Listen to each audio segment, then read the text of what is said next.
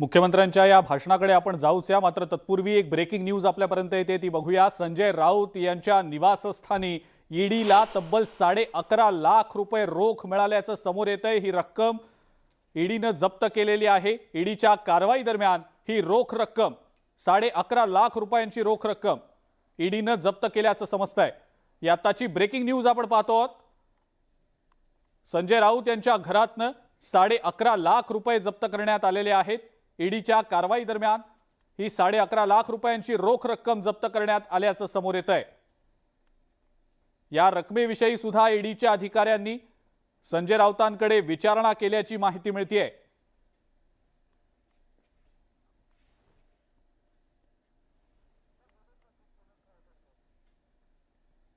जवळपास 9 तासांची ही कारवाई संजय राऊत यांच्या निवासस्थानी आज सकाळी 7:15 7:30 वाजल्यापासून सुरू होती। या कारवाई दरम्यान संजय राऊत यांच्या घरातून तब्बल 11.5 लाख रुपयांची रोख रक्कम ईडीच्या पथकानं जप्त केल्याची माहिती मिळतेय।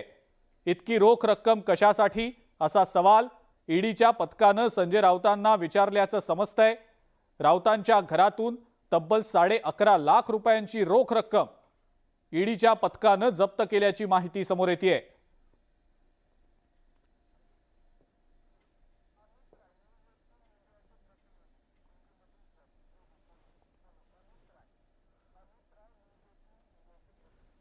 न्यूज 18 इंडियाचे प्रतिनिधी अमित राय आपल्या सोबत आहेत सध्या। त्यांच्याकडनं या संदर्भातली माहिती आपण जाणून घेऊया।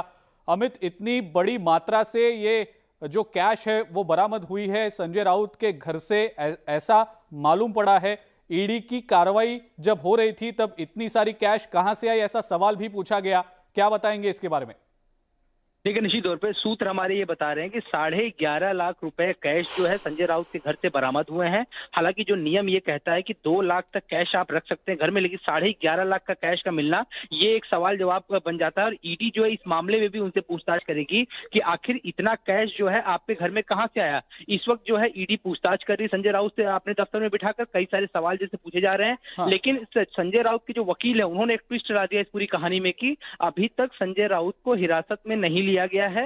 ईडी ने उन्हें फ्रेश समन आज किया था, उसी के तहत उन्हें लाया गया है और उनसे पूछताछ चल रही है। लेकिन जिस तरह से एक नया पेच आ गया 11.5 लाख रुपयों का, निश्चित तौर पे कह सकते हैं ईडी ये जानना चाहती कि आखिरकार 11.5 लाख रुपए जितनी बड़ी मात्रा में कैश है, हाँ। ये संजय राउत के घर क्यों आया, आखिर क्या काम करना था, कहां से ट्रांजेक्शन हुआ, इतना कैश किससे लिया गया या इतना कैश किसी को देना था क्या। हाँ। ये सारी बातों की जानकारी जो है ईडी संजय राउत से सवाल जवाब में करेगी। अमित, कुछ सफाई दी है संजय राउत ने इसके बारे में, इतनी बड़ी मात्रा में ये कैश कहां से आई? देखिए, संजय राउत जिस तरह से ईडी दफ्तर पहुंचे और दफ्तर के बाहर उन्होंने साफ तौर पे कहा कि ये पूरी तरीके से राजनीतिक मामला है, उन्हें फंसाने की कोशिश की जा रही है। लेकिन ये हमारे सूत्रों ने हमें जानकारी दी कि 11.5 लाख रुपए कैश मिला है। संजय राउत या उनके भाई या उनके किसी भी संबंधित व्यक्ति ने ये जानकारी हमें मुहैया नहीं कराई है, लेकिन ये हमारे सूत्र जो ईडी में है उन्होंने जानकारी दी है। और ईडी इस कैश को लेकर भी संजय राउत से सवाल जवाब कर रही है। जी अमित, कैश के अलावा कुछ इंपॉर्टेंट डॉक्यूमेंट्स मिले हैं या कुछ ऐसे कुछ पुरावे जो मिले हैं उनको ईडी को कुछ बारे में, उसके बारे में कुछ पता चला है?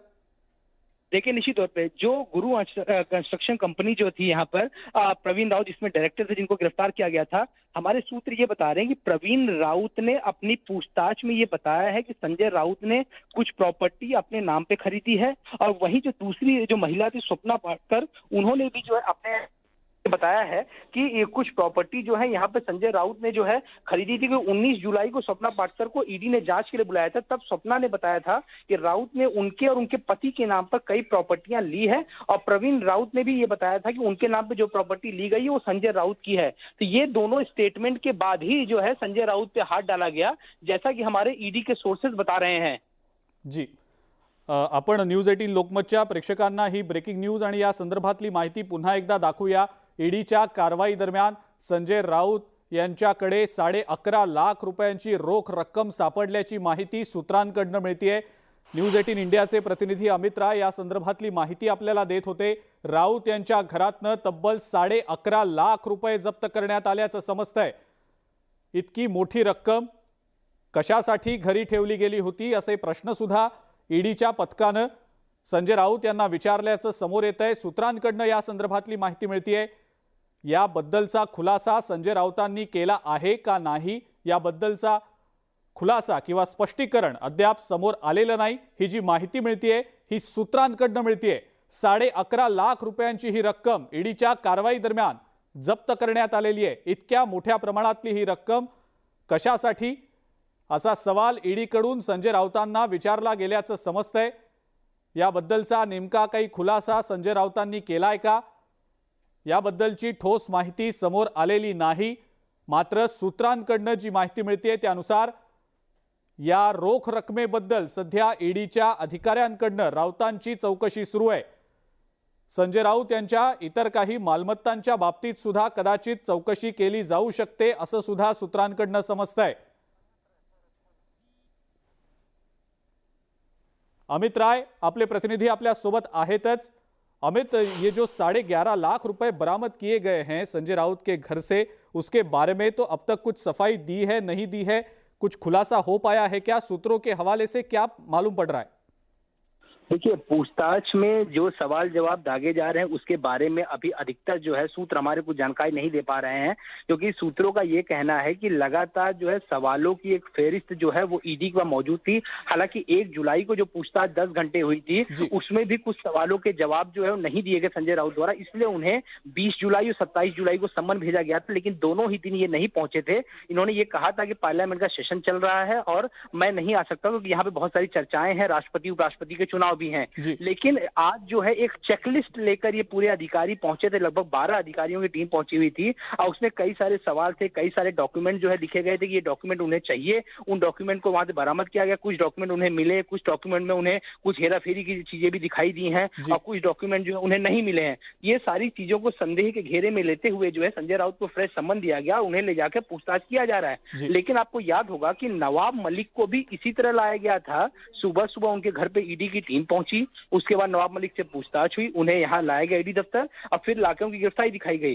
तो लेकिन वकील ये कह रहे हैं कि अभी हिरासत या गिरफ्तारी नहीं है, लेकिन आने वाले समय में अगर गिरफ्तार करते हैं तो उसकी जानकारी मीडिया को दी जाएगी। तो लगातार ट्रांजेक्शन के बारे में, गुरु आशीष कंस्ट्रक्शन कंपनी के बारे में, 1000 जो 34 करोड़ घोटाला है उसके बारे में, फिर उनकी वाइफ से अकाउंट में पैसे ट्रांसफर किए गए उसके बारे में, और जिस तरह से यहाँ पे मैंने आपको बताया कि प्रवीण राउत और जो दूसरे हैं यहाँ पे स्वप्ना पाटकर, उन्होंने जो बताया कि राउत ने उनके और उनके पति के नाम पे कई प्रॉपर्टी ली है और प्रवीण राउत ने ये बताया कि जो प्रॉपर्टी ली गई वो संजय राउत की है। ये जो दोनों लोग पहले से ईडी के रडार पे थे, इन्होंने अगर स्टेटमेंट दिया है उसके बाद ही संजय राउत पे हाथ डाला गया है। इन सारे सवालों का जवाब जो है संजय राउत से लिया जा रहा है। ईडी के जो बड़े अधिकारी हैं, 4 लोगों की टीम, हमारे सूत्र जो हमें बता रहे हैं कि 4 लोगों की टीम जो है ईडी कार्यालय में बैठी हुई है और लगातार संजय राउत से सवाल जवाब किया जा रहा है। जी बिल्कुल।